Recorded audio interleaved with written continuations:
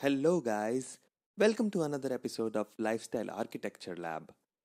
In this show, I talk about lifestyle design, financial freedom, and also dissect the process, behavior, and routines of the personalities who have designed a lifestyle of freedom for themselves. These guests range from artists, musicians, entrepreneurs, lifestyle coaches, investors, professional athletes, etc. These conversations dig deep into their stories to find out their thought process, tools, strategies, and tricks that makes them tick.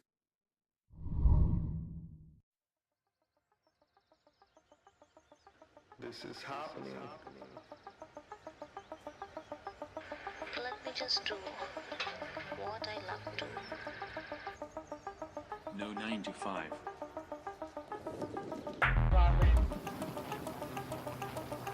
Eat that frog. You gotta work hard. Risk comes from not knowing what you are doing.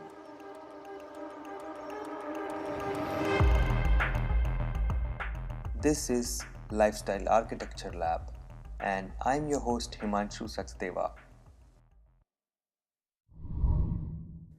In this episode, I'm talking to Amit Mehta, founder of Unived Sports. He is a trail runner, a vegan, and a creative at the core. His company Unived Sports is the first Indian vegan sports nutrition brand.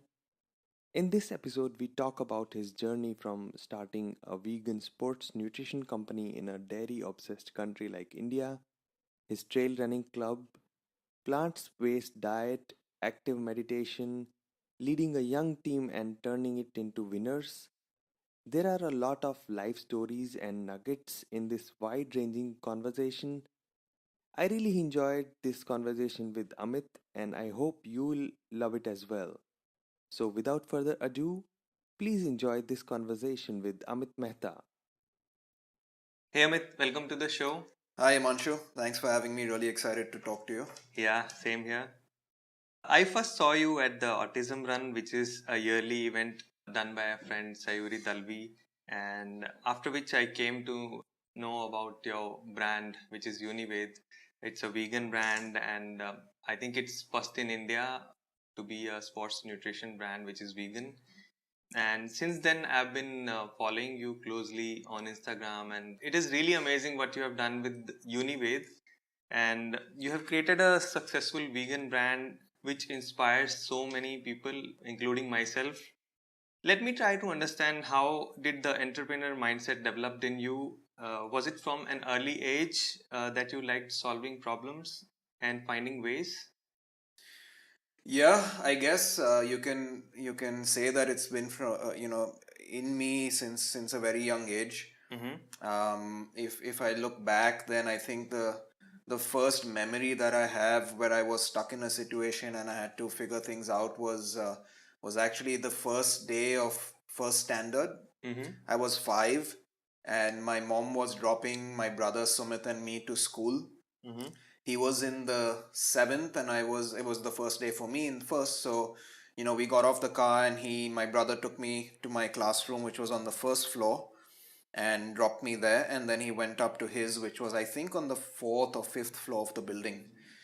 So we were standing outside my classroom because the teacher hadn't come as yet, and the door was locked. And there was a bunch of us, all kids, 5-year-olds, just standing outside class, waiting for someone to come open the door. Mm-hmm. And we didn't know each other because that was literally the first day of school for all of us. So we were, you know, uh, just strangers To each other. to each other.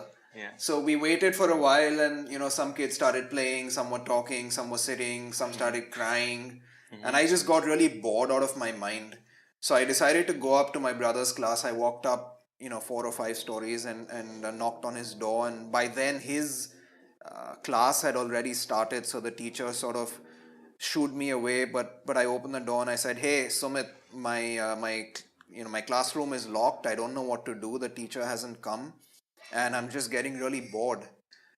So he wasn't allowed to step out. So, he just said, go down and wait. They'll come. They'll figure it out. So I went back down and, nothing had happened. The door was still Still no locked teacher. and still no teacher. Door was locked and kids were still crying and playing. And yeah, so I decided to go home. I walked down On your own. on my own. I was 5 on my own, and I walked down. And the school at that time, I was in Campion, which is in the city, and the school has a really tall metal gate. So the bars on the gate are really high, maybe 12 or 15 feet high. Wow. And the gate is large and heavy, and it's locked into the ground with a vertical metal bolt which goes into the ground. And of course, there's a guard sitting by the gate. So I was observing this from a distance, and I was thinking to myself, okay, there's no way he's going to let me get out of that gate. What can I do to move him from his position? So I thought of an idea, and I went running to him, and I said, hey, the dean or the principal's office is on fire. There's chaos going on inside. You need to rush. You need to help them. And this guy he fell flat out of his chair. Wow. His hat fell off his head, and he, sort of just gathered himself and his stick and his whistle, and he started whistling and running towards the building. And yeah, he was away from his position. And then I had to open the lock, which was really heavy, and it was bolted into the ground. So luckily for me, it was my shoulder height. So I put the sort of handle of the lock on my shoulder and lifted it with, by shrugging my shoulders up. Yeah. And the gate opened, and I walked out. The first thing I did was I found a random guy walking on the road, and I said, hey, can you take me home? And of course, he was a bit startled, and he said, you need to get back into the building and you need to go back to school. What are you doing outside? So yeah, this guy wasn't going to help me. So I just briskly walked away, and then found an empty cab, stopped the cab, and I got in, and he's like, where do you want to go? So I said, I want to go home. And he goes, okay, where is your home? And I was like, I don't know the address, but I know the way. And I knew the way because for the last few years, I was coming with mom to drop my brother to school in the morning. So I had memorized the way. So I showed him the way home, and it's maybe a 10 or 15-minute drive from school to where I lived at that time. And we got to the building, and my grandfather's barber was standing down. I guess he had just finished cutting my grandfather's hair. So I got off the cab, and obviously I had no money. So I went to him, and his name was Dashrath, and I said, hey, Dashrath, you need to pay the cab. And he goes, what? I'm not going to pay the cab. So I said, look, if you don't pay the cab off, I'm going to tell my grandfather to fire you, basically. So he paid the cab, and I went up, and yeah, I went home. And my mom was in her room, and I went in. I was like, hey, the teacher didn't come. So I got bored, and I came home, and she nearly fainted. So she put me back in the, and she took me down, put me in the car. We went to school. She fired the principal and, the staff. And she's like, how can you let a 5-year-old leave the school on his own? What if someone kidnapped him? What if he got lost? What would we have done? And yeah, I guess that's where I announced myself as a troublemaker to the world, and that's the first. That's where everything waves. started. Yeah. Yeah, that's a great story. Yeah. Coming back to Unived, why did you start the company? I have been pretty active in sports since I was a kid. My father was a weightlifter, and in the 60s he was Mr. Bombay, so he was pretty involved in health and fitness and weight training. Wow. So we were brought up with a very strict focus on sports. He threw us into pretty much every sport that he could when we were in school. I played football for my school, college, university. My brother played football. Both of us played tennis. My brother started boxing when he was in Xavier's college. Wow. So both of us were pretty involved with sports when we were growing up. So you liked sports, or it was like thrown upon you by your father? No, it wasn't forced onto us. We were just involved in sports since we were kids, and then we grew up with that, so we loved it. We're both. Right. I mean, I absolutely love sports. Very competitive and very happy just going and sweating it out and playing something or the other. So sports was always a big part of my life. I joined the gym when I was 13. I was the youngest guy in the gym. Started weight training, became really big for a young guy. I think at 15 I was one of the biggest kids, in just not in terms of fat, but just bulked Muscles, up because of yeah. I would go to the gym for a couple hours a day. um, Fitness and sports From have early age. always been Yeah. part of my life since I was young. And then I started getting more and more interested in food and what types of food to eat and how food plays an important role in our health and our nutrition and our performance and our recovery and so on and so forth. So food became a very interesting topic for me. Since school, you mean? Since no, I would say maybe since college. Okay. Because college is when I really started experimenting. So I'm born vegetarian. I was vegetarian until I was in the 10th or 11th. Then I started eating a lot of meat, thinking I need protein, and that's where protein is going to come from.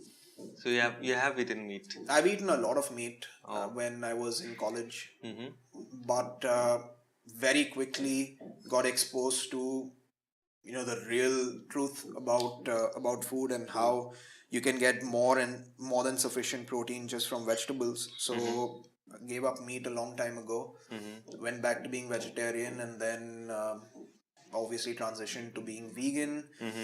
So yeah, that was my journey with fitness, sports, and food.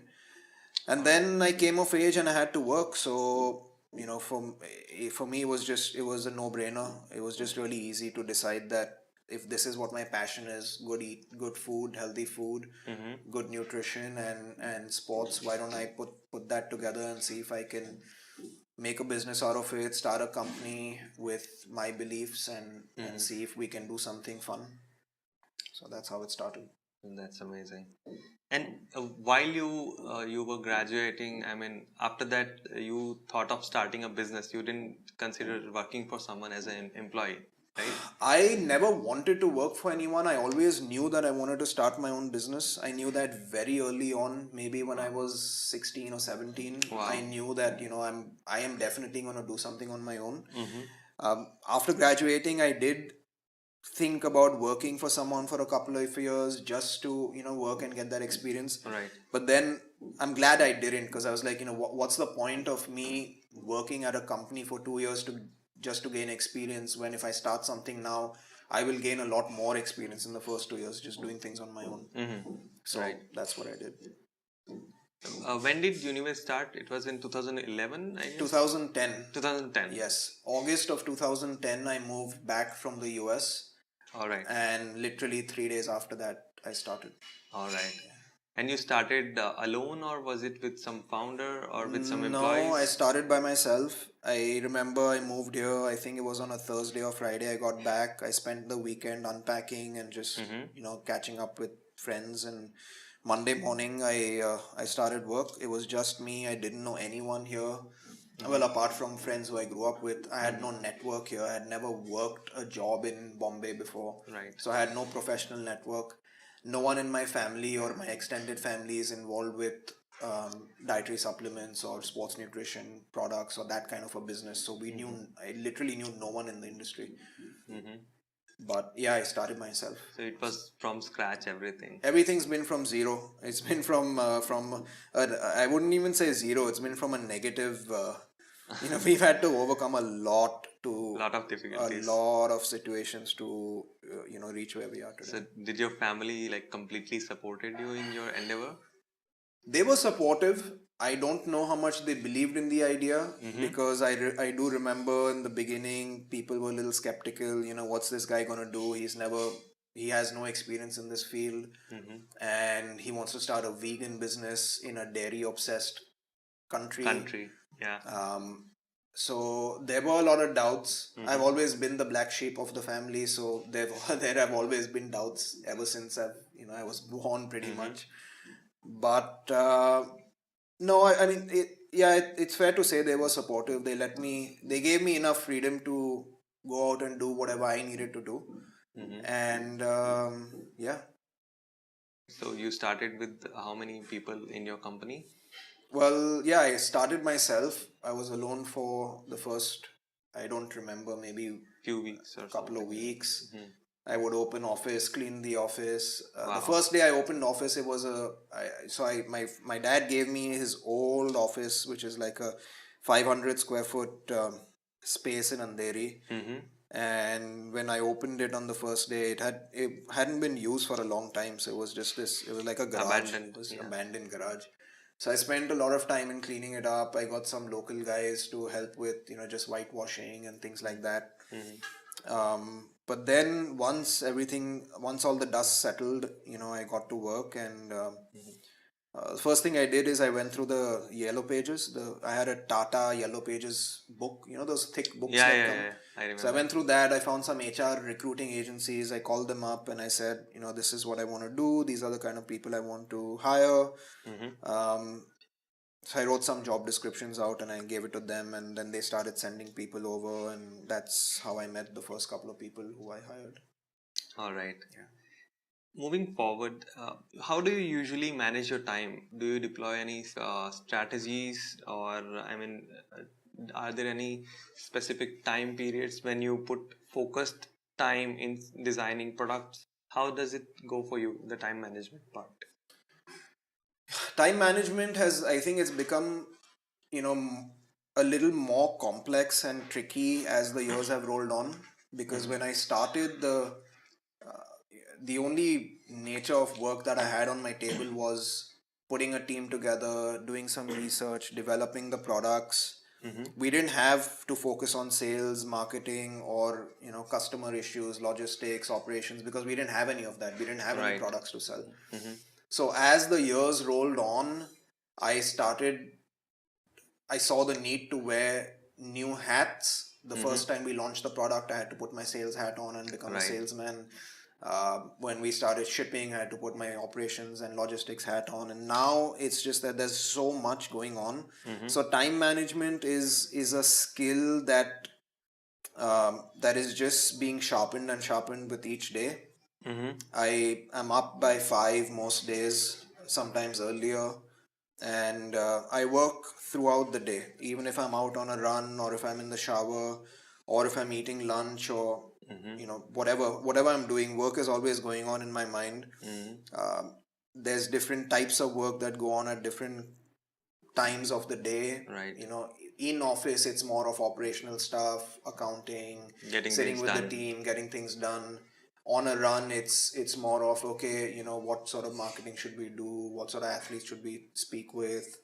So Forward looking strategies or something like that. yeah, it's more easygoing stuff, more fun stuff. Yeah, yeah, yeah. So I think a lot of people who are in high pressure situations, or who start companies, they sort of have to develop this skill where you're always working but you're never working, sort of thing. Right.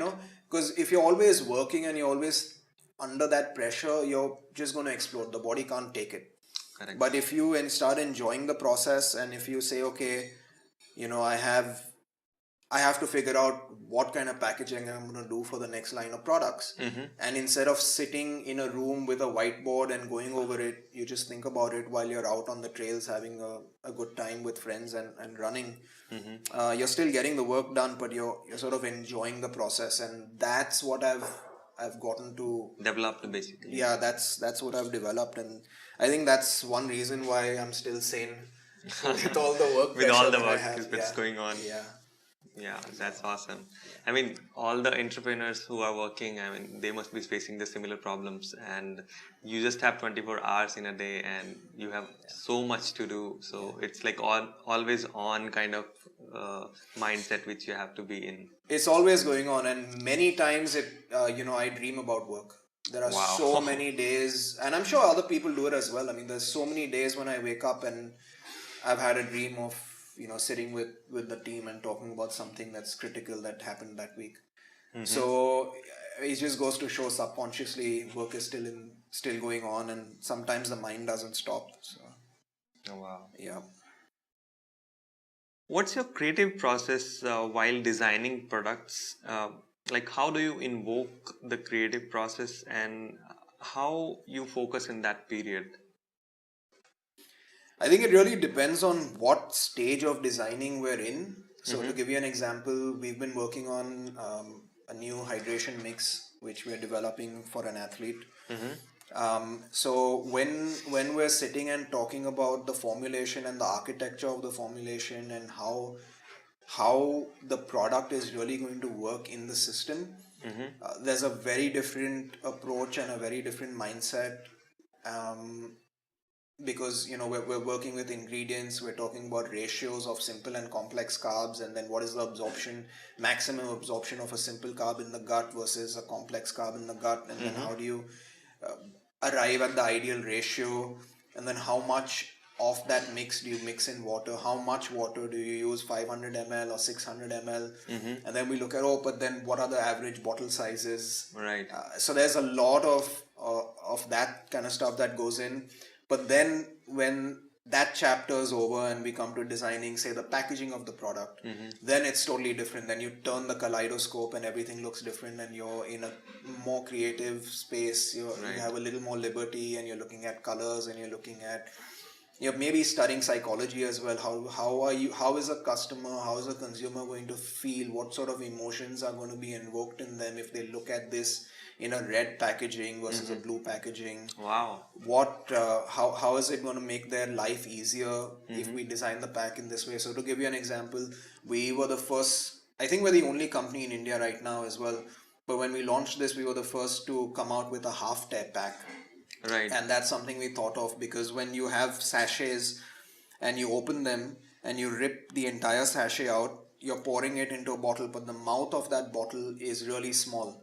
So the powder ends up spilling outside. Right. So what we came up with is we made a half tear sachet. So you still tear the entire sachet, but only half of it opens. Okay. And when half of it opens, the powder comes out like a small spout of water. Right. So it lands on a smaller circumference, and it matches, the circumference of the bottle or the mouth of the bottle, and so there's very little spillage.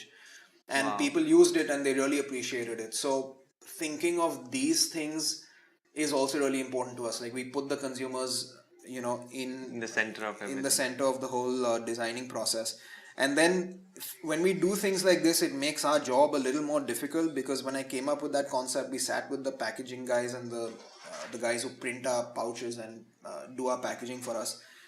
And they've been in the industry for maybe a couple of decades. And they're like, we've never done something like this before. Wow. How are we going to do it? Because the machinery is not equipped to create a half tear.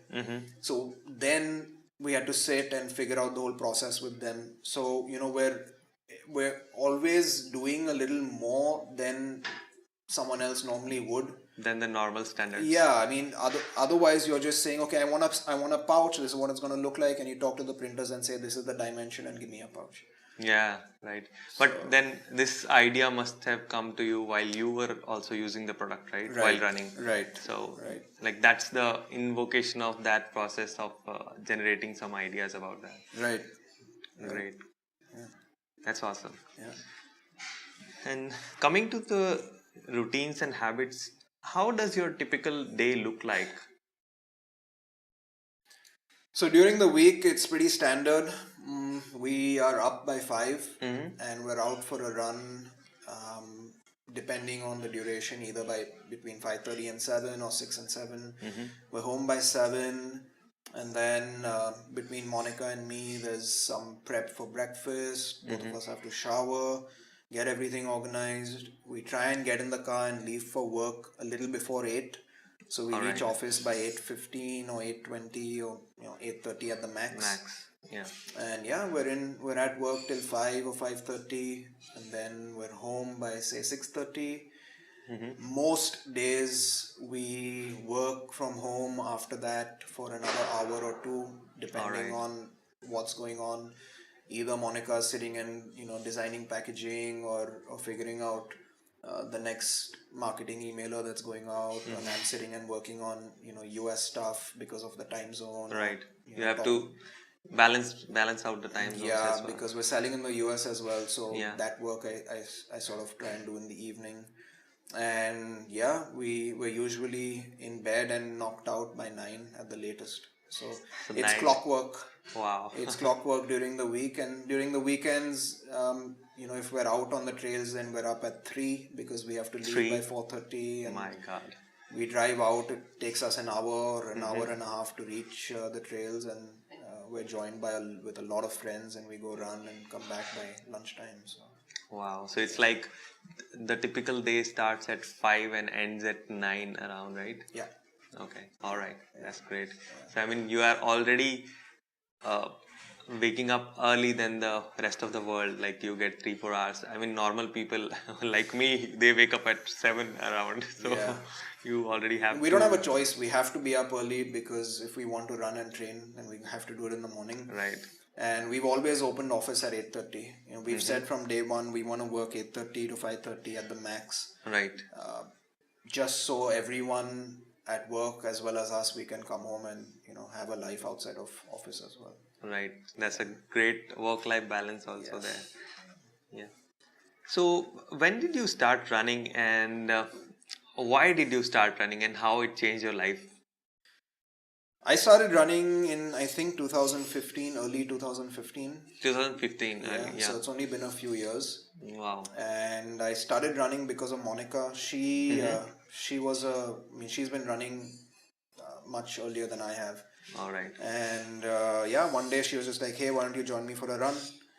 So I said, "Okay." That was in college or somewhere? No, that was in Bombay. That was in Bombay Yeah, only. that was in Bombay. I think I don't recall. I think it was maybe December 2014, maybe. So yeah, early 15, late 14, early 15 is when we started. And yeah, that's when I started.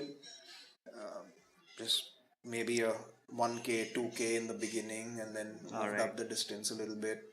Couple of weeks after we started, we ran our first, or I ran my first 10K. Couple of weeks later. Couple of weeks later, that was in Chennai. We were there for an event, and we said, okay, why not run the 10K? So we did that, and it felt great. So, and that was in January, I believe. So in February, the same, again, couple of weeks later, we went to Auroville and ran a half. Right. And Your first half was at Auroville. that was my first half. All right. And yeah, that felt amazing. And then after that, we've been running a little bit. Yeah.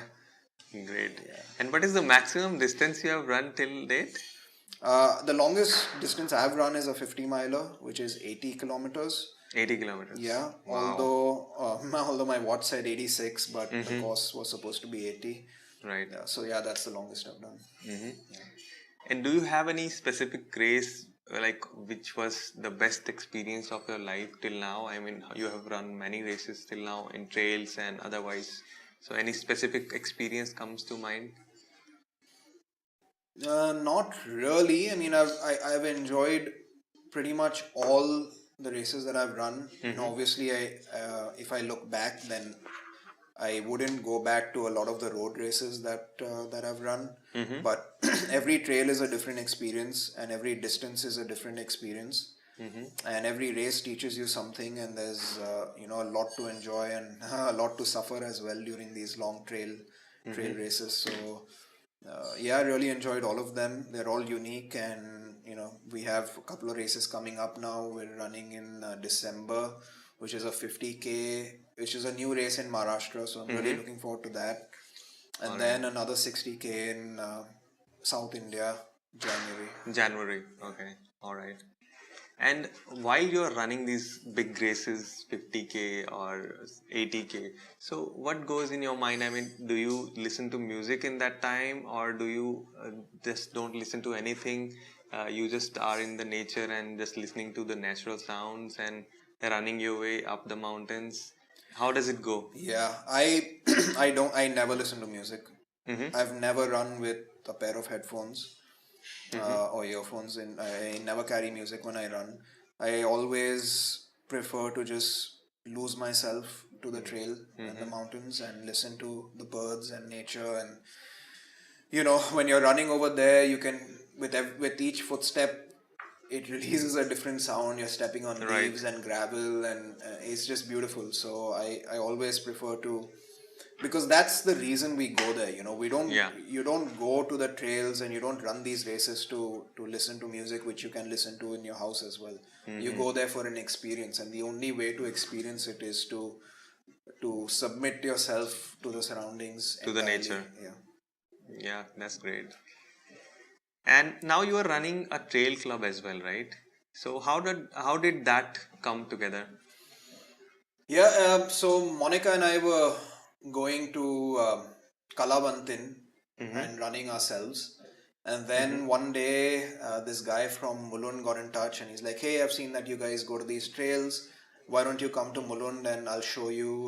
There's a small patch over there called Yogi Hills. Yogi Hills. Yogi Hills. It goes from, I think, Mulund and Thane in between that. Mm-hmm. And his name is Rahul. Rahul. So, and we'd never met this guy before. So, like, okay, let's go check it out. So, we went and we met Rahul, and we ran Yogi Hills with him, and that was a great experience. So, I was like, hey, this is okay, but let me take you to real trails and let's go to Kalavantin next week. So, he's like, okay, let's go. And then a day before we were going, he sent me a text saying, hey, is it okay if a friend of mine joins me? And I was a bit skeptical because I didn't know a lot of trail runners in Bombay, so I wasn't sure what kind of a guy was going to come, because a lot of these road running, and nothing wrong with running on the road, but a lot of people aren't really mentally geared for the trails. Right. So it's really important to know who's coming. Right.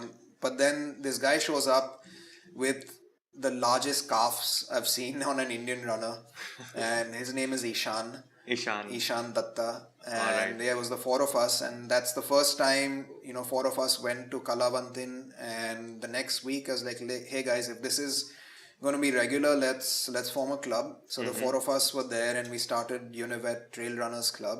Wow. And now it's grown a lot. I think this is also the first in India. I mean, there is no other trail running club. Is there? No, I wouldn't say that. There's, Chennai has a very large community called CTC, Chennai Trekkers Club. All right. It started as a trekking club, and they organize a lot of treks and a lot of trail races as well.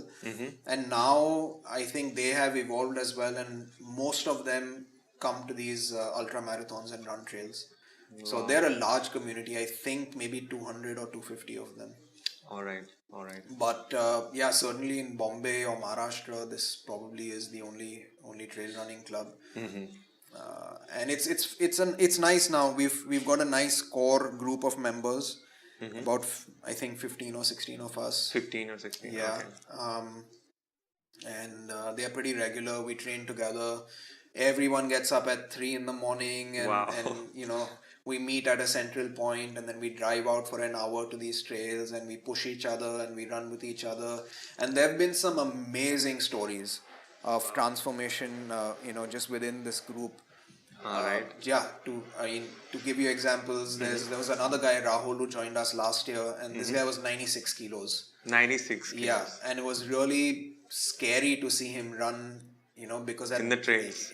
with that weight, you never know how the body will react. Yeah. But if you look at him now, I mean, he's such an inspiration. He's lost so much weight, and this year he ran at Malnad with us. He ran 80 kilometers and he finished really well. Wow. So it's been an amazing, journey for him.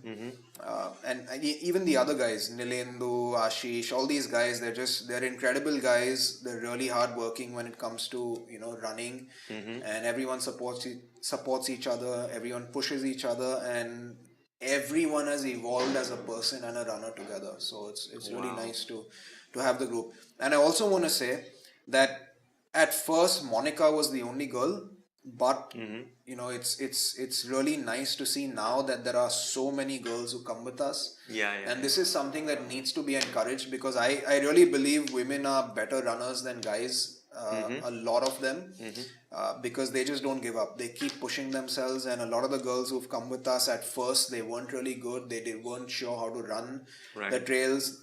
On their first day, some of them fell down and they got bruised knees and blood everywhere, but they haven't stopped. They keep coming back and they're getting better and better. So it's really encouraging to us as well to have girls come run with us. Yeah, I think Monica has a page also, right, for that She Trail has a page Chicas. called Trail Chicas, Yeah. which she's just created to support women and encourage women to run. Yeah, That's awesome. yeah. And how does this trail running compares to road running? I mean, you have been at both ends, so. I don't think you can really compare it. Running on the road is fine. We do it during the week just because there's no other option. Right. But running in the trails is it's I think it's more about how fast can you move in the mountains, because the terrain is changing all the time. There's steep elevation, there's steep downhills. You're busting your quads when you're running downhills. You're running on loose gravel. You're running through grass. You're running through streams of water. And then you're just in nature. You're surrounded by just mountains and lakes and beauty. So It's like every step is a new experience, and yeah. it's pretty much like Alice in Wonderland. Wow. Nice comparison. Yeah. All right. Coming back to the veganism, how and when did you become vegan?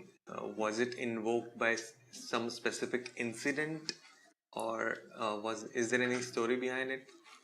I went vegan for health reasons. Like I said, I started eating meat.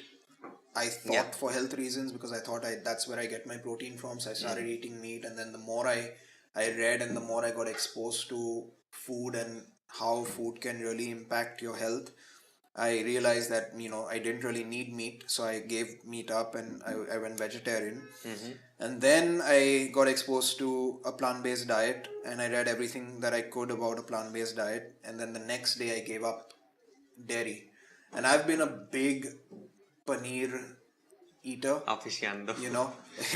In my house, Wow. I think 3 or 4 days a week paneer was made for me, and a lot of it, like half a kilo, and I would just sit and eat it couple of days a week. So it must be very difficult for you. It was actually one of the easiest things, and I'm really surprised I haven't missed it at all. The day I decided, the next day I was like, Mom, I don't want any more paneer in the house. I think the only thing that I really miss is ice cream, but now there's Vegan ice cream, available as well, so that's become easy.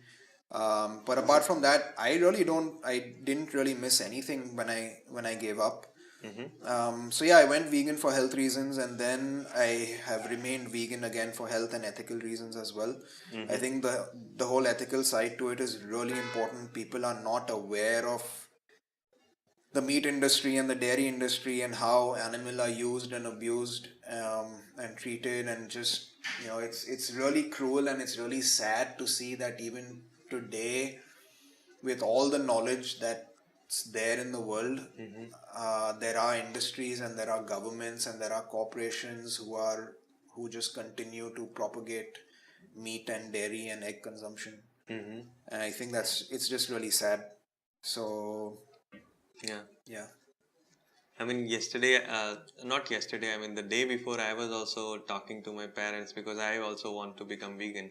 So I was discussing with them how like we can include less of the dairy in the diet, and they were like, why do you want to become vegan?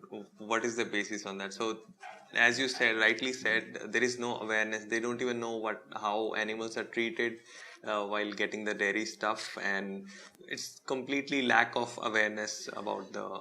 Yeah, the thing is, I think people have this mindset that dairy is such an important and integral part of our culture. We've been brought up with lassi and dahi and paneer and ghee, things like that. But times have changed. It's no longer how it was hundreds of years ago, where you had a cow in your home and you would take care of your cow, and the cow was a part of your family, Right. and you would milk it a little bit, and whatever little milk came out, you would use that for your family, and it was a little sustainable. It's not like that anymore. This is now an industry, and I think if people of that generation or anyone who consumes meat and dairy, if you really take them to a dairy farm, and if they are exposed to how animals are treated, I mean, cows are raped every day. Right. There's artificial insemination that's done every single day. The calves are born, male calves are left to starve and die. The industry doesn't even spend money in killing the male calves because it's expensive to kill them. So they're just left in a corner of the farm and they starve and they die on their own. That's sad. It's really sad. Mm-hmm. And then once a female is done with, once she can't produce anymore, she can't give babies anymore, that means she can't give milk anymore. So she's shipped off and she's butchered and the meat is sold. Wow. So by consuming, people don't link all of this together. They don't think that by eating an ice cream or by drinking a lassi or by consuming milk, I am actually part of the process and I'm part of the chain where which encourages this and where all of this goes on. Mm-hmm. If you take them down the supply chain and if you involve them in the process and if you give them the injection and say, okay, inject the cow, or if you give them the rod of semen and say, okay, inseminate the cow, get this cow pregnant, and you give them the job of doing everything that goes on until the milk is out, I don't think they would survive that. You know? They would literally brutal process. They'd run away. No one can look at that. So people and even influencers are guilty of this. You see actors all the time saying eat 2 eggs a day and you'll get you'll be healthy, or drink milk every day, and people do that just because they get paid. They don't realize what they're actually doing. Sunday hoya Monday rose ka one day. Exactly. Sort of. Exactly. It should be Sunday hoya Monday. By eating eggs, you're part of this process. Even if in Bombay, that's another thing that happens every morning when we run. Sometimes the van that carries hens, chicken, it drives past us, and there's just this stench in the air. It smells disgusting, and it's the smell of death. It's the smell of death. If you make someone sit in that smell and eat a butter chicken or a chicken tikka masala, they would not eat it. They wouldn't eat it. But they're not exposed to that. They're exposed to sitting in a restaurant and getting served a tasty dish.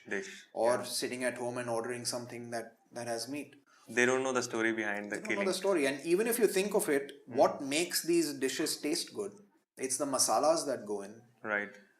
It's the marinade. You marinate the chicken with herbs and spices and turmeric and coriander powder and garam masala, and all of that is from plants. The taste comes from the plants. Without that, without the marinade, without the herbs, without the masalas, you can't eat raw meat.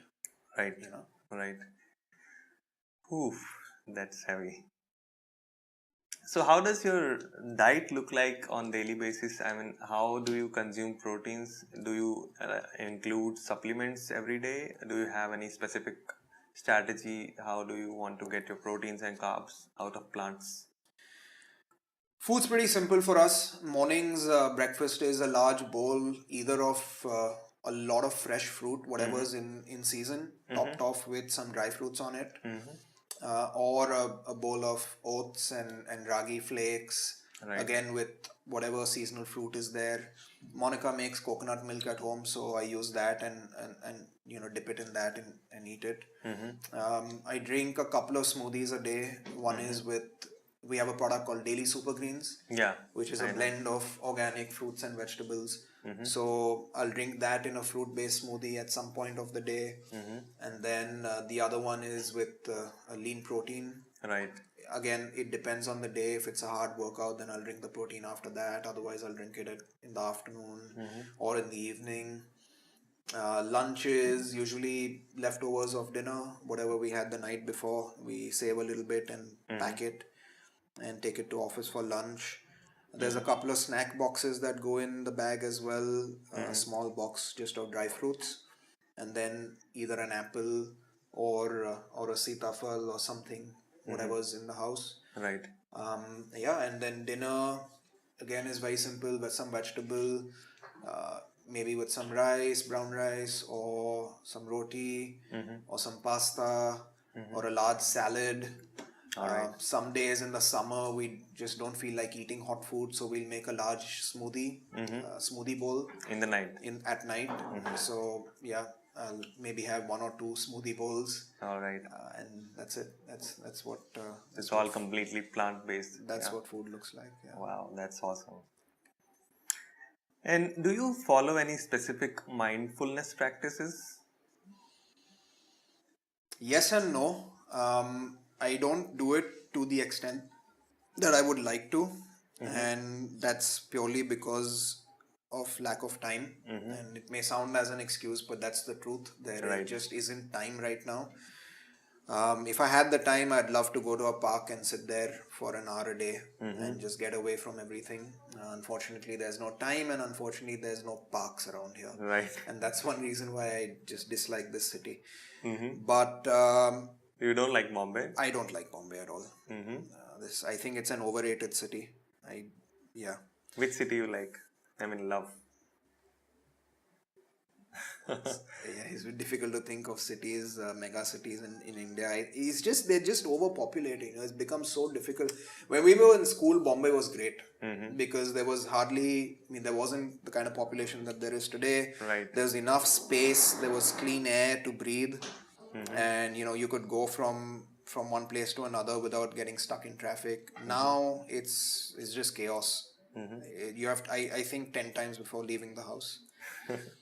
But yeah, coming back to mindfulness, it's now maybe just a way of life. You whenever you can, you calm the mind a little bit and think of things that de-stress you.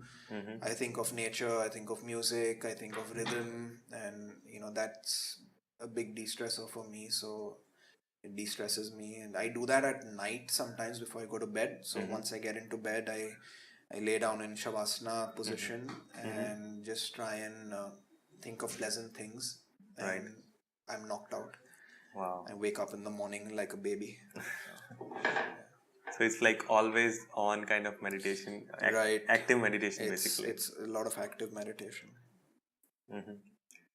All right. So now coming towards the company and your organization. So what are the most important decisions you are making on daily basis? I mean, as a leader of your organization.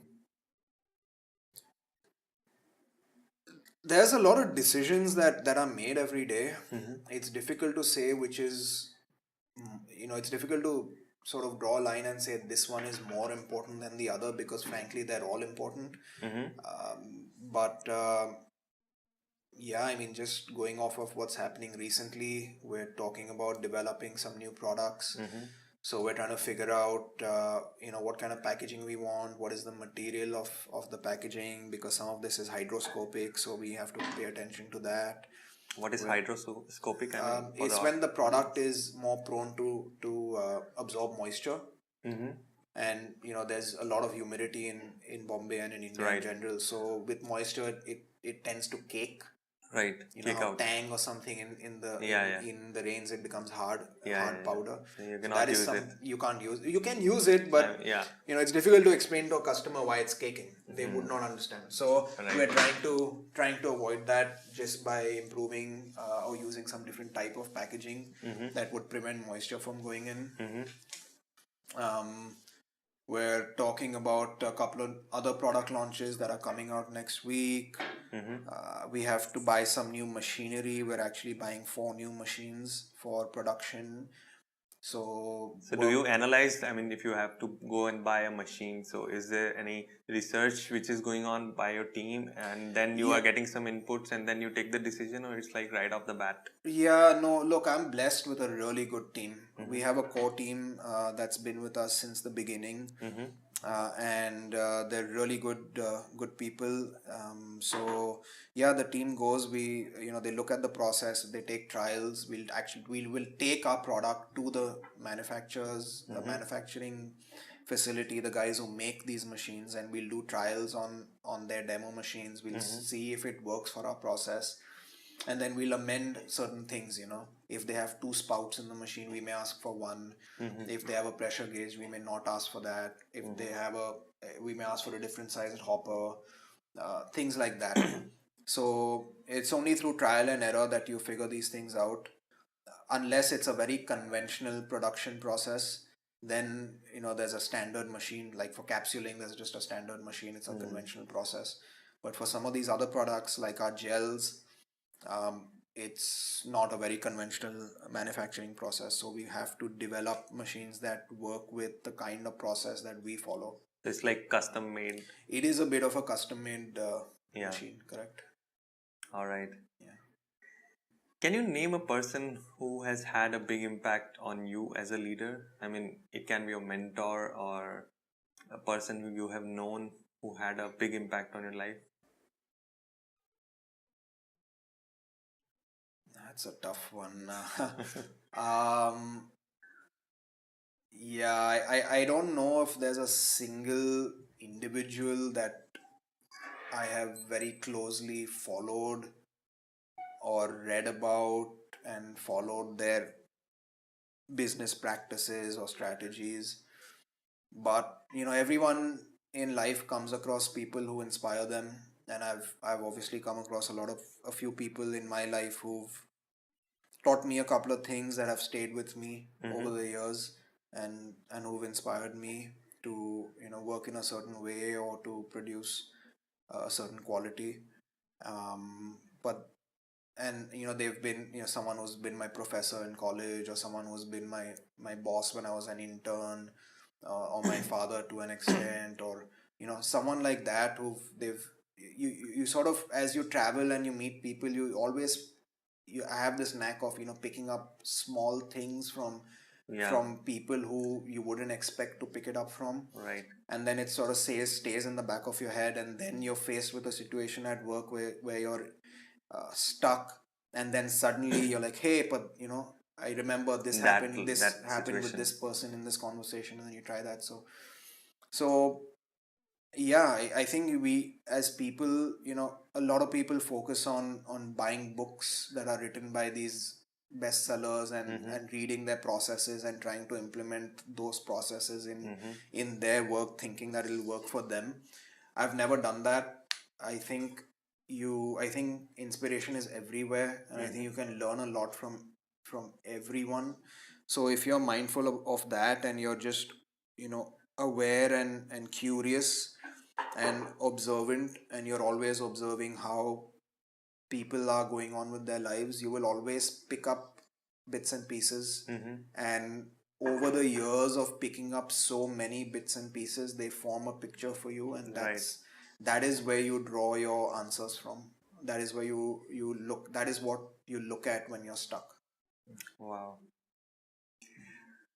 What strategies you have deployed as a leader, I mean, in your organization to keep your employees engaged for long terms and uh, basically make Unived amazing to work at? So a couple of things that I decided very early on was, one, that when I started, I said I only want to work with freshers. I don't want to hire people who have a lot of experience, because for me, experience is not as important as dedication, or experience only helps you get so far. Ultimately, it's what is the mindset of the person, and are they committed enough to cross the hurdles and and build something together. So our entire team, whoever's joined us, they were all young guys. I was 27 when I started. Wow. The first guy to join me was, I think, 22 at that time. And then a girl joined, she was 23. Amai was 22, Vaibhavi was maybe 21. Really young. Monica was 23, I guess, when she came. And no one had years of work experience. Right. And no one knew anything, frankly. For us, it was like jumping off a cliff without a parachute, and then we're falling really really fast, and we're trying to figure out how to build that parachute before we crash. Wow. So that was one very key decision, and it's really worked out well for us and for the company, because the youngsters were given a chance to make mistakes, and only through making the mistakes did they get the experience, and did they learn. And we all of us have made a lot of mistakes at Unived, but that's how we learn, and we figured things out together. And touch wood, we're in a good place right now. The core team is still with us, and all the people who are important at the company have been with us. I mean, 6 years, 7 years, 5 years. No one So left. no one has left. There are people who have left, um, but their reasons for leaving um, But not the company were, or were, were very, yeah, we yeah. haven't let, I mean, we've asked people to leave as well, people who were not performing. Mm-hmm. And there's always going to be that. Look, you're Yeah. never going to all every person who you hire or every person who joins you is not always going to be with you for the rest of Their their life. lives. So that's another learning as well. It's part and parcel, and it's a process of, someone may be with you for 2 years or 3 years and then leave.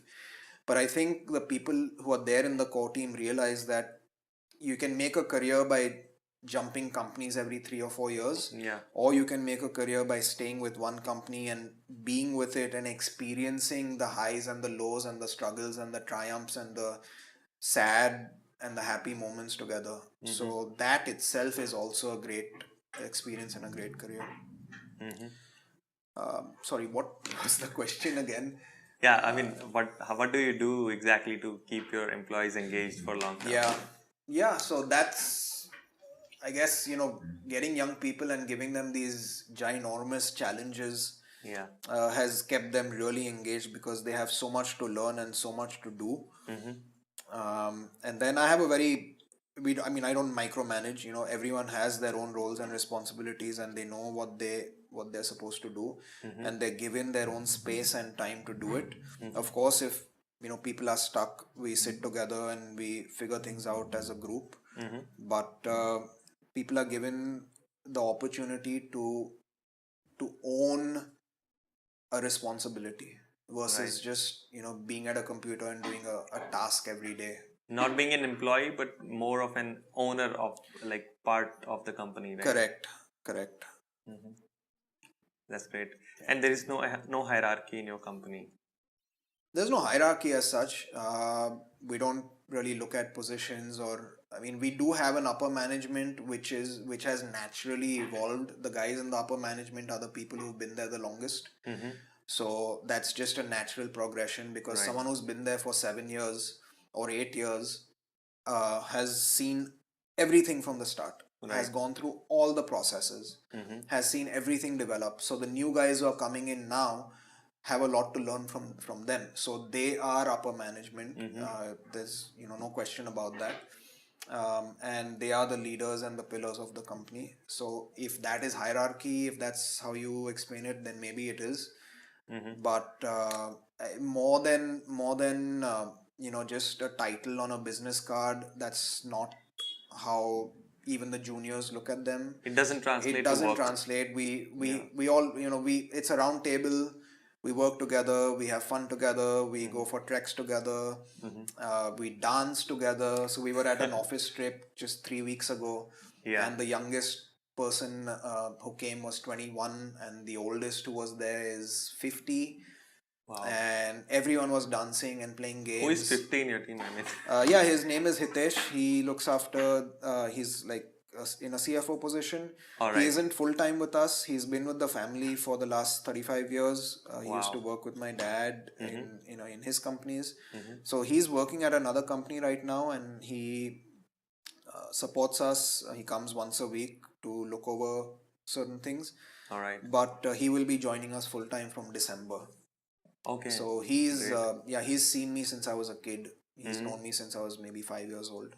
Wow. So it's really good to have him Having as well. such one elder, it may help, right? Yeah. That's great. And living in a digital world today, what is one mistake you see influencers making more frequently these days?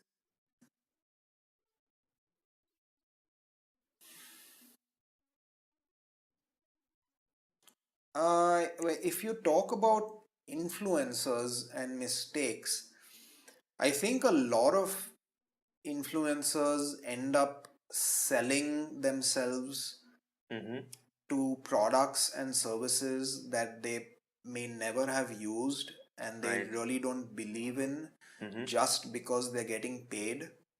Right. And what that does is it creates a false image to their followers and to people who really believe in them and people who trust them. Mm-hmm. And I think that's wrong. Yeah, they're getting paid and it may be their business to, to do that. It's But like misleading the crowd. it's misleading people because they themselves don't believe, have never tried the product. Mm-hmm. So we've gotten emails from a lot of these social media influencers. Recently we got an email from uh, these guys who manage the account for a very famous fitness influencer who's a male, Mm-hmm. and he's got, I don't know how many hundreds of thousands of followers. Mm-hmm. And they wrote in saying, hey, blah blah, we really like your product and your company, and this guy who's their client really believes in the brand, and he would be very happy to help you guys because he's read about your story and he wants to support Indian companies and Indian entrepreneurs, and he'd love to help support your company and your team and so on and so forth. So I was like, okay, this is nice. So I wrote back and I was like, great. Has he used any of our products? Which products has he used? Which products does he like? And they write back saying, no, he's never used your products. He's never tried your products, but he's willing to post whatever you want. And these are his charges. Oh my God. And for each post, so many lakhs, and for a package of posts per month, it's so much money. And I wrote back saying, thanks for the opportunity, but we don't like to buy our reviews. Mm-hmm. We're not going to do that. We're an ethical company. We don't want to pay people who've never used our products Mm-hmm. just because they have a large following. That's not the way companies should go about their work. Sure, if there's someone who's used the products and who has a large following, who's a genuine user and believer of the product, that's a very different story. Right. But a lot of these unknowns who, they're just big on social media and they think that they can reach out to brands, and brands do that as well. They pay them a lot of money, and you see one week this lady is posting about, a Dettol soap, and the next week she's posting about a handbag, and then the week after that she's posting about something else. And she's a fitness and a health and a lifestyle influencer, and if you look at her, she's not even that fit. Wow. It's just that she may look pretty, so she's got hundreds of thousands of followers. Mm-hmm. So I think that's one mistake that people make, and With a lot of, that kind of power comes a lot of responsibility, and they're not using. with that position, when you're an influencer, you're also responsible for the people you're influencing. You shouldn't be posting about anything and everything and accepting or reaching out to brands, actively reaching out to brands saying, hey, this is the kind of influence I have, this is the kind of money I want, and this is the kind of reach I can give you. Mm-hmm. Maybe corporates take it, but just as a person and as an individual, think about, Ethically, it looks wrong. think about yourself. What if you were being influenced by someone like that?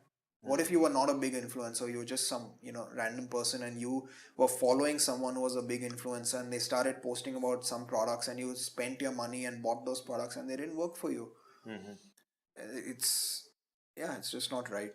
So I think that's something that's going on a lot. Right. There's also companies who are buying reviews on Amazon. They'll go out and there's these other companies who charge them money and they post reviews about their products. Yeah.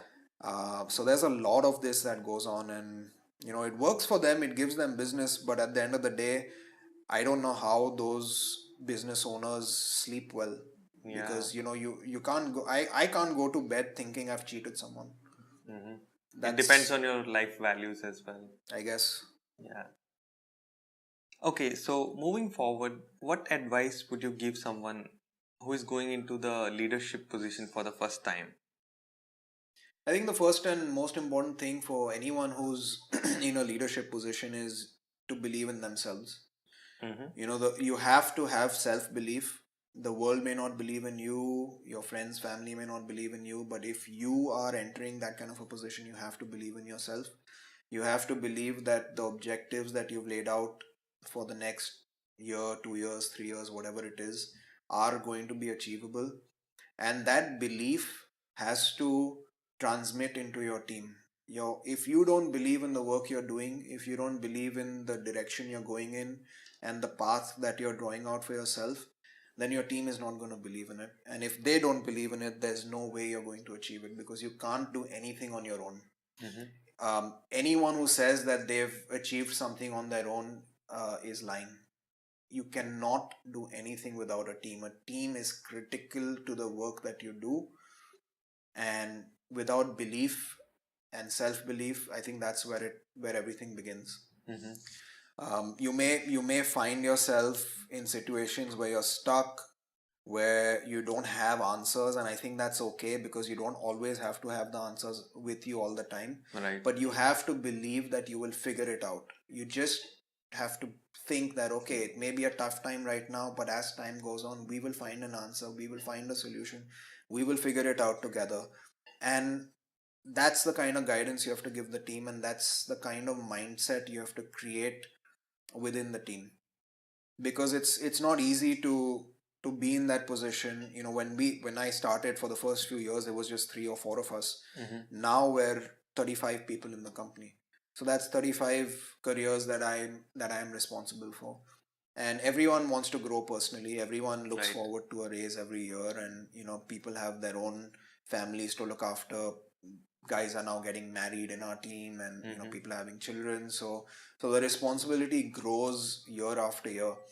And yeah, there's been many times when I've sat by myself in my room thinking, what am I going to do? There's so many people, and we have so much to do, and I need to grow the company, and we have to do this and that, and enter new markets. But things happen. I think when there is belief, and when you just stick to it day in day out, the world conspires, people come together, good things happen, you come across good people, and things go on. So never lose hope, and never doubt yourself, never not believe in your mission and in your team. And that's another thing, you have to believe in your team as well. It's as, yeah, one thing is believing in yourself and the path that you've drawn out for yourself, but the next thing, and which is equally important, is believing in the team. They're going to make mistakes, especially for us. I mean, they were all young and Right. they'd never worked before, so they made a lot more mistakes than they would now. And that's fine. You have to believe that they will overcome their errors, they will overcome their mistakes, and they will learn and they will grow. And when you have that belief, and when they see that you have that belief in them, it changes them completely. Yeah. And it empowers them to believe in themselves, it empowers them to not doubt their own skills. Because like, there's been so many times when they've been faced with mountains to climb, and they've been really scared to start that journey, but just with a little belief and one step after the other, they've done it. So always believe in the team and in yourself. Wow, that's great advice. So, what are you doing to ensure your personal growth as a leader? I mean, do you do some courses, or do you organize something for your team as well, like so that they can also grow, like some trainings, etc.? I'm doing a course right now. I'm doing a nutrition course from one of the leading centers in the UK. And I'm doing that purely to obviously gain a little more experience in the role food and nutrition can play, because I'm involved in that business of sports nutrition. Right. For the team as well, we have a lot of group sessions. Like I said, we were out for a trip a couple of weeks ago, where everyone from office was taken out to a resort, and we spent the weekend there, and we had team building activities, and we watched some films, and we had a lot of Q&A. A lot of the young people stepped up and spoke about how they approach work, and a lot of the people who've been there for a while shared their stories of how, when they joined, how things were there and then, and how things are now. So sitting together as a community and as a team, and sharing experiences and opening up itself is a great way of learning and approaching work with a different mindset every day. As your company's core is veganism and healthy living and nutrition, so how do you encourage that within your organization? We're always talking to people within the office. There's a few people we have who are not very healthy. They're overweight and they have some knee problems and back problems and things like that. So we're always talking to them. We, obviously, we don't allow any dairy into the office. So people who drink tea and coffee, they have to drink it black. There are some people who love sugar in their black coffee. So what I've done is the little box in our pantry where we store the sugar. I put a label on it and labeled it poison. Wow. So every time the girls go and open that box and put a spoon of sugar into their cup, they read, poison. So I'm hopefully that will have some impact on them. But it's very difficult to change behavior and change habits. People have to change themselves, and the only way they will change themselves is if they really, see the need to change. So some of them have gone through health issues and they've therefore experienced the need to change, and they have changed and they're a lot healthier now. And some of them are still the same, and hopefully one day they'll make the change for the better. That's I think always it our hope. depends on the individual himself or Depends herself. on the individual. Yeah. All right. And how do you help a new employee who is joining you, like to understand the culture and the vision which you have for your organization?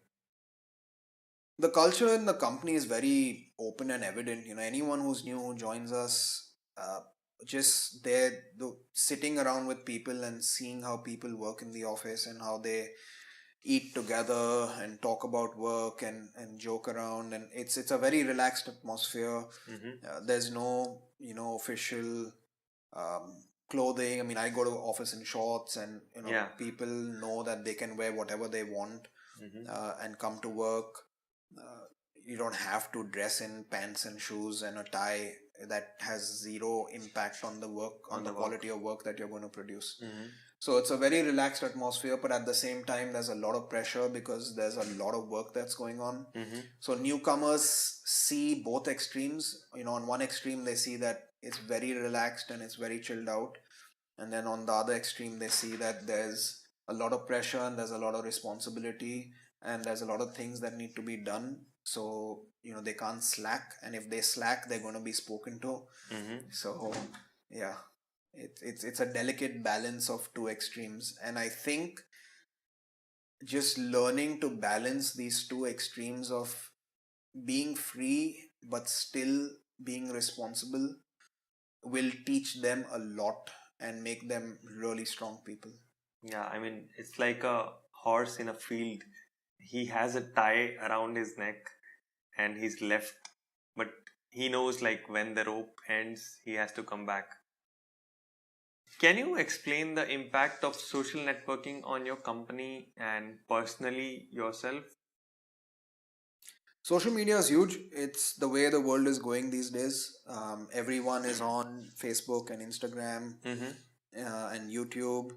So definitely those are tools that every company needs to understand and use efficiently if they want to gain the maximum benefit out of using those tools. And it's changed things for us as well. We've been able to reach people globally because of social media. People see the kind of work we're doing, and we interact with a lot of people who otherwise we would not have been able to get in touch with. Right. So it's definitely really important to us. Like Hayden is like you found him through. Yeah, I found Hayden. So Hayden Hawks is an elite ultra marathon runner. He's currently ranked third in the world for ultra marathon running. And yeah, I found him. I found him on Instagram. It's crazy. Wow. I saw a video on YouTube of him running. It's one of the famous videos where Zach Miller and Hayden Hawks are running a race. It's actually called Miller versus Hawks. And Alright. I knew about Zach Miller, but I had no idea who Hayden Hawks was. So I watched the video and I was like, who's this guy Hayden running after him, So I looked him up and I found him on Instagram and I left him a message. And he got back to me and then we started talking. And Wow. it's just crazy how the relationship has evolved because obviously we didn't know each other. Yeah, He signed on with the company as an athlete last year. Mm-hmm. And he's a pretty big guy, so he had the opportunity to sign with a lot of nutrition brands, but he picked us. And then I was in the US last year. I got to meet his family. I stayed with his parents and I stayed at their home. Wow. This year he came to India to run Malnad Ultra and he stayed with us. And we've gotten a really nice relationship and a bond going. And we're really excited to see what the future has, because as a company we're developing a product for him, and we're going to launch a signature series of products. The first product is going to be a hydration mix, which is going to be a product that we've made for him. Made So- for him specifically? Well, it's not made for him. It's a product that is going to be available for everyone to buy and use. But it's part of our signature series Right. where we're co-developing products with athletes. So inputs from them and their Inputs from him, experiences. and yeah, it's the packaging will have a signature on it, and Wow. it'll be a Hawks product. Wow. So we're really looking forward to that, and we've spoken about a lot of things, and I think we'll be working for the life of this company together. Awesome. He's a vegan also, right? No? He's vegetarian. He's toyed a lot with being vegan, and before he left Bombay a couple of weeks ago, he's like, I think this is it. This is the last time I'm consuming dairy. So maybe he's gone vegan now. Going back to veganism. Yeah. All right. And how do you market your products? I mean, is the whole strategy now shifted to online and social media platforms, or are you still making it to the stores, offline stores? No, we're not in a lot of stores. When we started out with stores. I had a sales team. I had 9 or 10 guys on the field, and we were because we have a supplement side to the business as well. It's not just sports nutrition. We do a lot of supplements like calciums, vitamins, minerals, omega-3s, products for cholesterol, products for joint pain, arthritis, coenzyme Q10, libido products. So for that range, we used to go out and market to nutritionists and doctors, and we had distributors, we were in pharmacies, and that was driving the business. We focused a lot on that. The online side was really small at that time for us. Right. But as things evolved, I just realized that it was not sustainable for me. I didn't want to spend my time managing 9 or 10 salesmen, Right.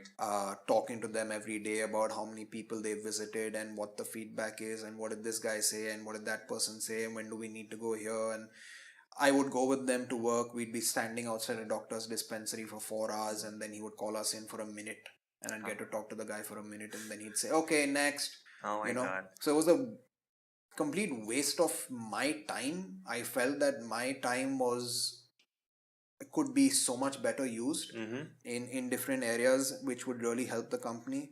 So yeah, one day I just decided to let go of all of them, and we shifted the focus entirely to from stores to being an online e-commerce company.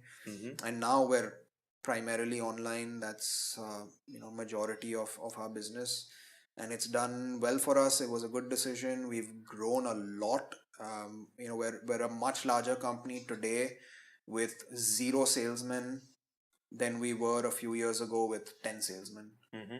So again, I think that proves that just because you have a large team doesn't mean you're going to be successful. More than a large team, what you need to have is a good strategy. And you need to make the right decisions at the right time and believe in those decisions. Because when we let go of them, everyone questioned me, like, what are you doing? Are you nuts? You have 10 guys on the field selling for you, and you want to go from that to being to having 0. Who's going to sell? How are you going to survive? The only way you can survive is if you sell, because that's how the money comes in. If we don't sell, we don't have money. If we don't have money, we can't run the company. But it was very clear. I mean, there was no doubt in my mind whatsoever. I was like, no, this is the way. Online is the way. This is the strategy. It's going to take us 3 to 6 months to really achieve it. But I don't see any reason to continue in the way we're continuing. It's just a waste of time for me. I have better things to do with my time. So yeah, we shifted it, and touch wood, it's worked out beautifully. Right. Yeah. And talking about you wearing many hats in the initial days, like we were discussing the other day, you also used to visit the stores, right? Yeah, I was the first salesman for the for the company, and I think I'm still my company's main salesman. I used to, when we launched the products in 2012, we started with 5 stores in Bandra, and I chose Bandra because that's where I live. So we put it in 5 stores. Serenity was a store back then. It's shut now. And then Solanki Chemist, I think. And we were in Bandra Nature's Basket, and then 2 other stores. I don't recall their names. But the reason I picked Bandra was because I would go to work and I'd only be home by 6 in the evening. And the only way I could go to the store to check the stock and to interact with their staff to understand, how the product is doing is if the store was close to my house. Because I had no time to travel in the evening. Right. So that's what I did. And I would call these guys from work saying, how's the product doing? Is it working okay? Are customers buying? Are you getting repeat purchases? And they'd be like, yeah, it's doing fine, this and that. And I say, okay, I'm gonna send my salesman in the evening. You better make sure you show him the stock and everything. Right. I'd come home, I'd put on my old shoes and my old pants, and I'd go to the store and say, oh yeah, boss has sent me, show me the stock. And they obviously had no clue because they had never met the boss. I had only interacted with them over the phone. Wow. But that was a great experience because that's what taught me what it's like working on the streets. That's what allowed me to get my hands and feet dirty and interact with them at their level, and I learned a lot. And after that is when I hired the salesman. Right. So once they were on board, I knew some tricks of the trade and I knew how it is to work on the streets, so it was a little bit easier for me to manage them. But yeah, that's how we started. I mean, the things we've done, we were working every Sunday. We were at farmers market for 3 years every Sunday. We'd work Wow. 6 days a week in office. At that time we had no Saturdays off. We were working all 4 Saturdays, so we'd work 6 days a week in office, and then Sunday morning go to the farmers market 9 a.m. till whatever 2-3 p.m. Put up a stall, sell, talk to customers, unpack, pack, repack, put everything in the car, drive back. By the time you're home, it's 5 in the evening. You're dead tired. Days gone. You're gone. The day's over. The weekend's over. You eat dinner. You go to sleep. You're back to office the next day. We did this for 3 years. And then one day Monica was like, don't you think we should get some Sundays off? I was like, yeah, maybe you're right. So we stopped going to farmers markets. And yeah. Must be exhausting. Yeah, it's been an exhausting journey, Yeah. but it's been a lot of fun. And It has also been an adventure of a lifetime. it's been an absolute adventure of a lifetime. It still is. I mean, every day there's something new to learn and to experience. And of course, we wish we had some more free time to ourselves where we could just, get away from work and just go and enjoy things. But we also realize that now is not the time. We're at that age where we have to build the company, and you go through phases in life. When you're a teenager, you're not working, you're just having a blast. And then you enter a different phase where you need to work. And for us, I mean, for an entrepreneur, you have to create a base and create something for yourself for the future. So that's what we're busy doing. Right. But thankfully we love it and we're involved in it whole and soul. So it's not a torture for us. We enjoy doing it. Yeah. That's awesome. Yeah. And coming to some fun questions, what advice would you give to your just graduated younger self? Follow your dreams. Go out there and do what you want to do. If you have a passion, or if you have a dream and you have doubts about it, or someone in your family or your friends are telling you that it's not going to work out, but deep down inside in your gut you know that that's what you want to do and that's what's going to make you happy, then just do it. Don't worry too much about whether it's going to be successful or not, or if you're going to make money or not, or all of that is secondary. I think what's most important is listen to your gut and follow what your gut is saying.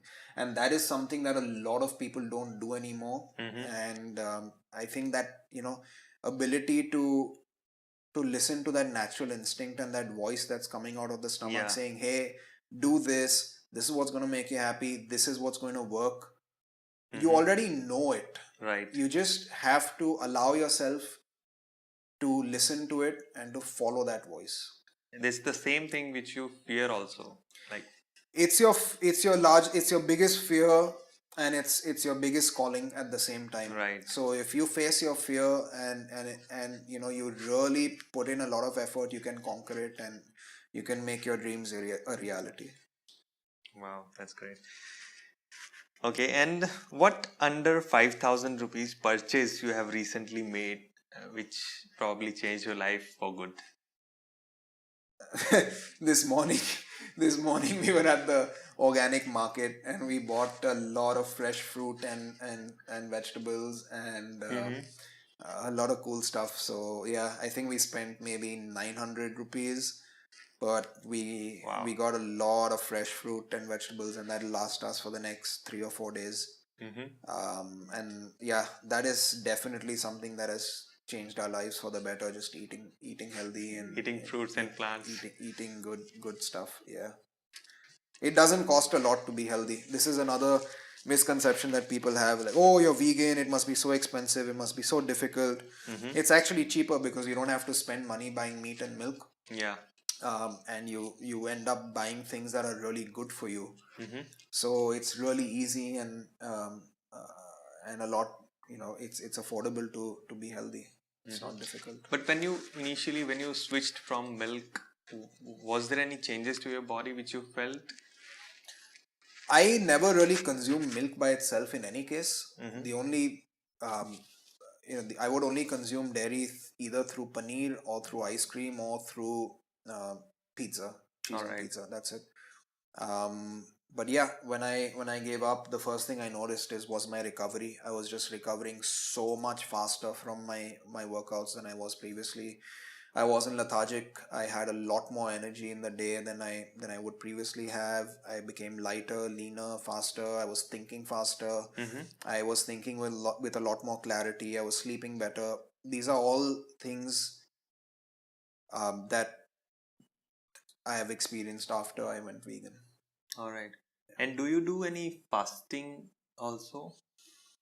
I mean, I don't do any intermittent fasting or yeah, something like no, I mean, intermittent fasting is great. I really believe in it. I don't do any planned fasting, but just by default I end up fasting because I will eat dinner by 7 at night, on most days, and then the next meal I eat is breakfast maybe at 8, quarter to 8 in the morning. So between those hours I do not consume any food. All my runs in the morning are empty stomach. that? Empty stomach. Yeah, because I mean, I wake up, I don't really feel the need to eat. I just go out and I exercise. So by default, yes, I end up fasting for those for about, I guess, 12 hours. Okay. And any book which you have gifted often? Do you gift books? I don't gift books. I really don't gift books to people. I've read a lot of books, and I've picked up a lot of things from a lot of books. Yeah. Any specific book you would like to recommend to the audience? There's a lot of books that have been important books to me in my life. One is Autobiography of a Yogi by Paramhans Yogananda. I read that book for the first time when I was in the 7th. And then I've read it, I think, 3 or 4 times after that. And each time I read it, I learn something new. It's a beautiful book. Art of War is another book that's really good. I'm about to start this book called Consciousness. Consciousness. Yeah, my uncle was reading it, and I was at his house yesterday, and so I'm about to start that. Yeah. All right. Yeah. And what does failure mean to you? And is there any favorite failure which have occurred to you, which you always will remember? Failure is everything to me. I've failed in most things that I've done in my life. I've been a terrible student. I failed in my 7th. I had to repeat it. I failed, I think, my 11th in college as well, and then I paid my way through that. But then things changed. I graduated with honors at university in Australia, and then I was in the top percentile at my MBA in the US. All right. But then with Unived as well, I've made a lot of mistakes. in the beginning, and we failed with a lot of projects, maybe product projects that we had or strategies. But I think that's the best teacher anyone can ask for is failure, because it really teaches you a lot. It teaches you more than you can learn in a classroom or you can learn from a book, because it's real life experience. you Right. you do something, you think it's right, things go wrong. Sometimes they go wrong because you were not good in execution. Sometimes things go wrong because of external variables that you don't have control of. Then you start realizing that you need to put barriers in place or protection in place even for external variables, which may reduce the impact that they can have on the project. um, just different things like that. So yeah, I think failure is something that we need to embrace. We cannot, there's this whole stigma associated with making mistakes Right. and failure, and Especially in our culture, I think. especially in our culture, and especially with parents and children. You're not allowed to fail, you're not allowed to make mistakes. If you do, you're wrong, something's wrong with you, you're never going to be successful in life. um, you didn't work hard enough, or you did not study hard enough, you only got a 95%. That's not good enough. Look at the neighbor, she got 97%. So we need to stop comparing people with other people, or our children with other children, because everyone's different, everyone's unique. Yeah. There is nothing set in stone that someone who graduates with a 95% is going to be more successful than someone who never went to school. So we need to let people make mistakes, we need to let people fail, because that will teach them a lot more than any other experience would. Yeah, I think that's something that most entrepreneurs need to embrace as well. Be prepared to fail. Yeah. Look forward to failing, because that's the way you're going to learn, and that's the way you're going to be successful. Yeah. If you don't like failing, that's not the path to take. If you don't like losing, you're going to be the biggest loser in life. Right. You have to be prepared to lose, and you have to be prepared to fail, because that is going to be a golden experience, and through those experiences you will chart out your strategy to success. Wow. That's some awesome advice for entrepreneurs. Okay. And at the core, you are a creative soul. So how do you handle criticism? I love it. Yeah. I don't mind it. A lot of people have said a lot of things to me, about the work. It's all good. People have opinions, and you have to listen to everyone. um, I obviously take it very personally when customers criticize the products, or criticize our delivery, or our service. I personally respond to all of that. Any negative feedback that's received within the company first comes to me. That's the way I've set it up. And I look at that, I analyze it. Most times I'll call the customer and say, hey, you wrote into our customer care saying this was your experience. I'm really sorry, but can you tell me a little bit more about it, because I want to know what exactly happened. Right. And only if I hear that firsthand can I understand, and then speak with the team, and make changes if changes are necessary, or see how we can improve our processes. So, and we've been fortunate, because a lot of people have sort of looked at Unived as a homegrown brand, which it is. Yeah. And so they've felt very connected, and they've taken the liberty to be very frank with us, and call us and say, hey guys, great product, but this didn't work, or hey guys, the packaging wasn't good enough, or whatever. Yeah. So I'm really thankful to those guys, because it's only through that feedback that we've been able to learn and improve, and set things right. Yeah, I think feedback is the way to go with any product. Absolutely. You are always improving and improvising. Right. All right. And Unived is now established as a vegan sports nutrition brand. So what is next for you and Unived? The next, so 2019 is a big year for us. We're focusing on the US. We want to make a credible, respectable push for the brand in the US. And of course, India is obviously our home, and that's another great area of focus for us. So between India and the US is where we want to establish the company, at least in the near term. Those are our near-term goals. All We right. have a few new products and a few new projects that we're working on, and yeah, I think if the things that we've charted out for the next few years, if even half of that falls into place, then I think we'll be in a good space. That's awesome. Any parting words to my audience? I hope you guys had a good time listening to this. I hope I didn't bore you, but I don't think so. no, yeah, no. It's been nice to have this opportunity. I think this is the first time I've actually opened up a little bit and spoken about the company ever Yeah. since I started it. I don't think I've ever been interviewed as such. So it's been nice to turn back time and think about all those moments and speak about some of them. Always happy to speak with people who may be listening if they want to just catch up, or if they have ideas that they want to bounce off of us, or if you're stuck, if you have your own business and you're stuck and you need someone to talk to, that's really important to have a bouncing board. So feel free to reach out. You can find me on, I guess, Instagram at RRUNN. So Right. yeah, just feel free to message me, and if I can help you guys in any way, I'm always happy and available to do that. Awesome. It was great talking to you, Amit, and I think you have already mentioned the place to go to Instagram. And is there any other website or place you would like people to go to if they want to look at the products or your story, probably? Yeah, if you want to see the products, our website is unived.in. So it's UNIVED.in. Our Instagram is at Unived Sports. All right. These are the two places where you can see our work, and obviously you can write to us at our on our contact us page if you need any assistance. All right, so I'll share all this good stuff and all the things from the episode and these links as well in the show notes of this podcast episode. Thanks for making the time, Amit.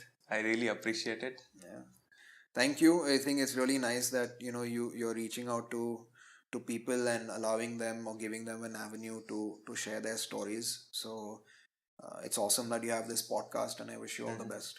Thank you. Yeah. Yeah. Hey guys, this is Himanshu again. Now, before you move on, here's something I want to share with you. I have one weekly newsletter which is called Saturday Pentacle. You can think of it as a weekly one-page magazine for the curious minds, where you'll find 5 awesome things which I've been pondering on in the last week. It may contain popular articles, blogs, photographs, Instagram posts, books, videos, products, or thoughts. It's completely free. If you want to get it, just go to himanshusachdeva.com. That's my name, himanshusachdeva.com, and drop in your email. You'll get the very next one. I hope you enjoy it, and thank you for listening.